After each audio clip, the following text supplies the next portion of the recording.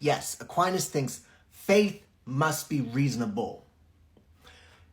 It's not that, faith is only going to tell you things that you can already figure out by reason. It's that faith can't contradict reason. And in fact, Aquinas thinks that there are things that reason can do to walk you towards faith. He thinks you can prove that God exists by reason alone. Although I must say, Aquinas' third way from the five ways is, for a long time, was my very favorite argument for the existence of God.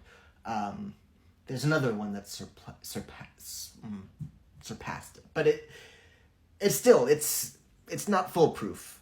And when you mix in the stuff about maybe the world was eternal, it gets even trickier to keep those arguments working. But and soon I should go through a bunch of arguments for the existence of God, because they're all so interesting and they teach you a lot about arguments.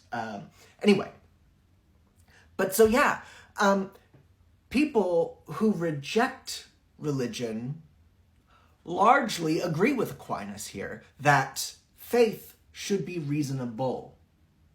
And maybe reject religion based on, the problem of evil or something I know a little bit about, that I should talk about at some point. It's I wrote a dissertation on Leibniz on the problem of evil, and, it's my desire to know. It's my desire to look carefully at evil, and look carefully at my own beliefs and see what I can do to improve them, what it means to improve them. The other position we're going to look at, fideism, says faith should not be reasonable. Now, how do you... When does faith ever change? How do you know if you're having faith in the wrong thing? Lots of questions for the fideists. We'll talk about fideism in more detail soon. I want to introduce you to Pierre Bayle, who I love so much. What a weirdo.